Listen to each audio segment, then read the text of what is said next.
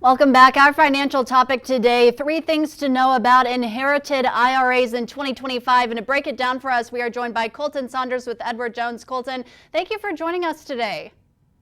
Of course, Mary Grace. Thanks for having me. Of course, we appreciate it very much. So Colton, starting us off here, for those who don't know, what is an inherited IRA? So an inherited IRA generally is going to come about from maybe a loved one or someone that has left you a retirement account that was in an IRA that then turns to an inherited IRA when it goes into your name or you receive it. And then those have a certain set of rules around them on how distributions can be made and taxes and things of that nature. But it's essentially when you inherit money that is from a retirement account. So that's who this pertains to. Talk to us about the Secure Act of 2019 and the rules that we're going to be talking about here. Yeah, so as part of the Secure Act that was passed in 2019, there's actually some significant changes that are applicable to inherited IRAs now.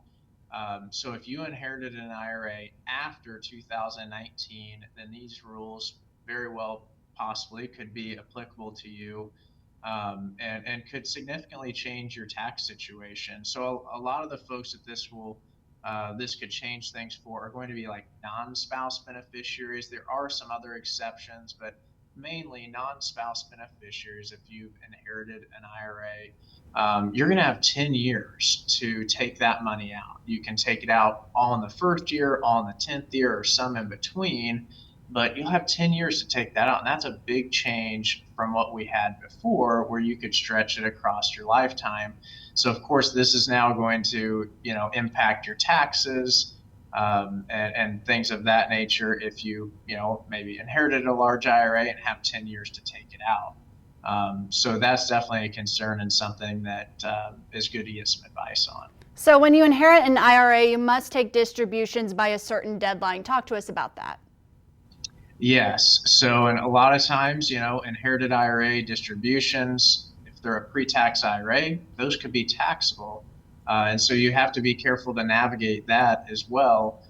There are a few strategies, though, that we've worked with folks, of course, utilizing, tax professionals. We don't give tax advice. Working with your tax professional along with your advisor can be an advantage for you. And so some of those strategies may be waiting until that 10th year to pull it out. Some may be maximizing your tax bracket every year and pulling out enough to maximize that tax bracket.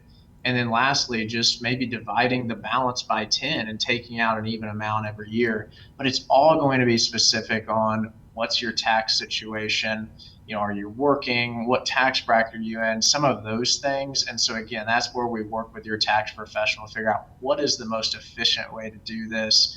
And so again, fairly complex topic. We don't want to get too deep into the weeds, but that's why it's important to come chat with us, and we'll dive into your situation. Right, exactly. Planning for inherited IRAs is complex. There's many factors to consider.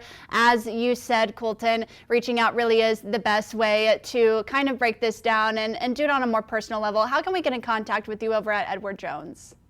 Yeah, give our office a call. Our phone number is 816-232-1205. There's also several of us, Edward Jones offices in town, so you can reach out to any of us, go online, and we just reach out. We'd be happy to set up a time to talk. Excellent. Colton Saunders with Edward Jones. Colton, thanks again for joining us. Thanks.